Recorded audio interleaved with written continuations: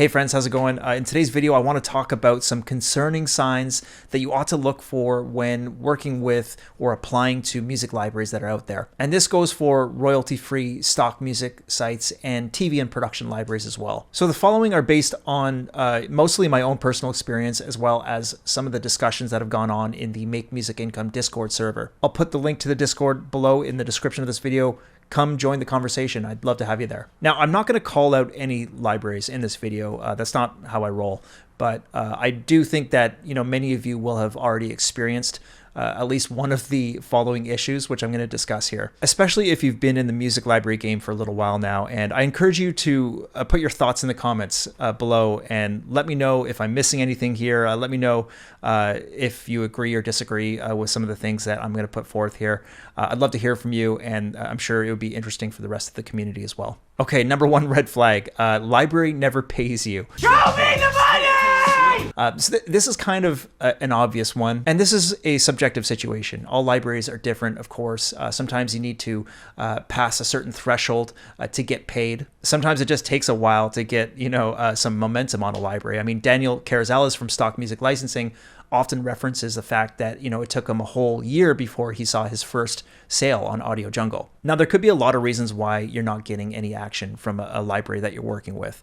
But I know that from experience that there's certain situations where, not only are you not receiving any payment, but you're also not getting any kind of back-end information whatsoever. Not even something as simple as, say, how many downloads you're getting on your tracks. I think that a lot of composers that are, especially those that are working in the royalty-free space, are accustomed to a certain degree of transparency or lack thereof. But when you get absolutely nothing at all, I think it's a little sus. Now, in the years that I've been doing this, I've seen there's been many libraries that have just kind of died online. And I've seen this happen quite a few times, actually. They'll keep the website up, but it looks very out of date. Nothing's getting updated, or the website will continue to exist online, but there will be seemingly no traffic there whatsoever. It's just kind of a ghost library. And I don't think it's crazy to say that that could be a sign that maybe it's not worth your time to upload your music there, because as we all know, it just takes a lot of time and effort to get all the the upload material ready. On top of that, if a library is asking you to do all the tagging and all that stuff, it's just it's a headache. It takes time. So if you get that sense that a library is just kind of lost all its traffic, it's kind of turned into a ghost town, then I would consider whether it's worth your time. Okay, number two red flag for me is that a library doesn't want to communicate with you at all. Now, this one is also subjective. It's sort of a case-by-case basis, and it depends on a few things. But, I had a little rant on my last live stream about a library that reached out to me really recently. And this was through a taxi forward that I had. I was really excited and flattered that they reached out to me, and the contract that they were offering was such that they wanted exclusive rights to my music in perpetuity, which isn't that outrageous or anything. I'll sign an exclusive contract if I'm confident about the folks who are going to be pitching my music. But in order to establish that trust, I really need to know who I'm working with, and that's just where I personally draw the line. I put time, love, and many years of experience into each track that I write.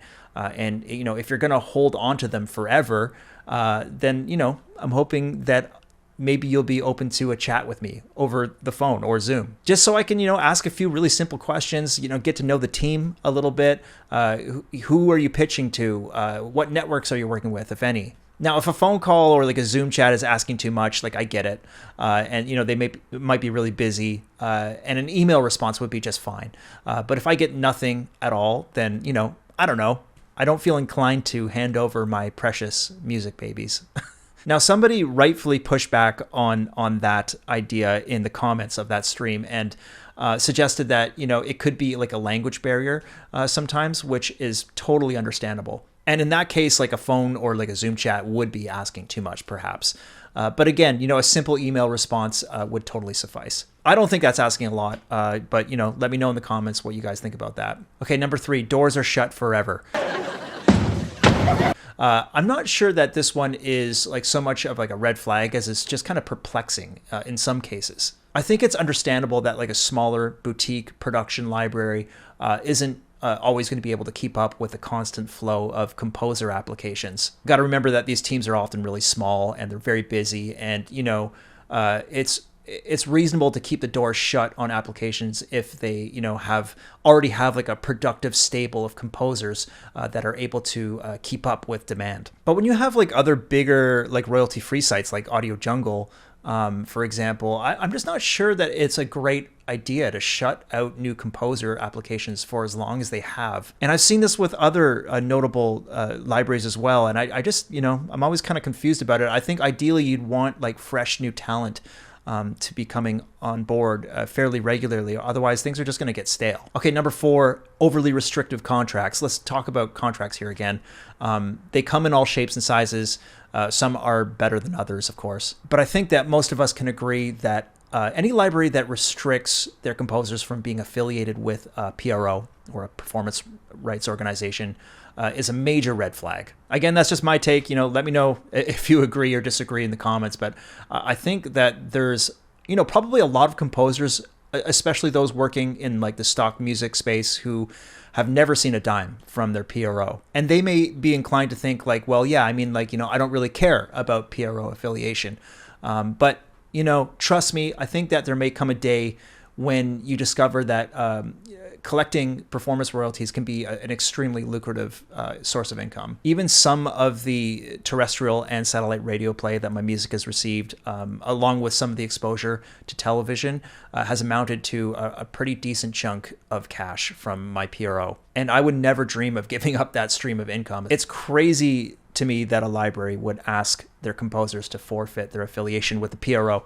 I would highly recommend not doing that. But maybe there's some other opinions on that out there. Let me know. Okay, last red flag I want to talk about here is just low quality curation. And I'll just be blunt and say it plainly here. If you're scrolling through a library's catalog and it's just objectively all really not sounding very good, it's kind of a red flag. I remember earlier this year, someone mentioned this to me. I think it was in the Discord server, that there was a new royalty-free music library that they were excited about, and it was a subscription model, and the price of subscription was like absurdly low. It was like $5 a month or something ridiculous, and you could download as much music as you wanted to, no restrictions whatsoever.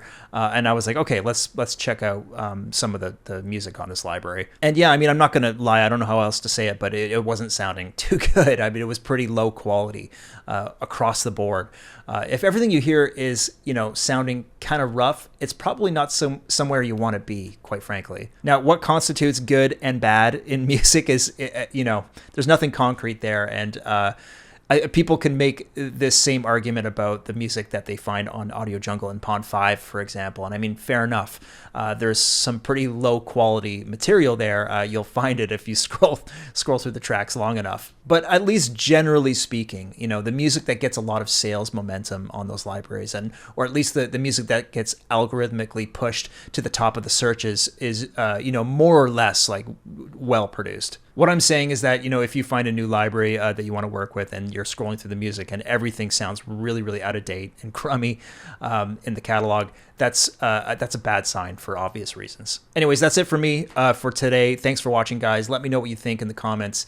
It's always good to hear from you. Let me know if I'm missing anything. I'm sure I'm missing a few things here, so throw your own red flags in the comments below. And check out productionmusicacademy.com if you want to level up your production game.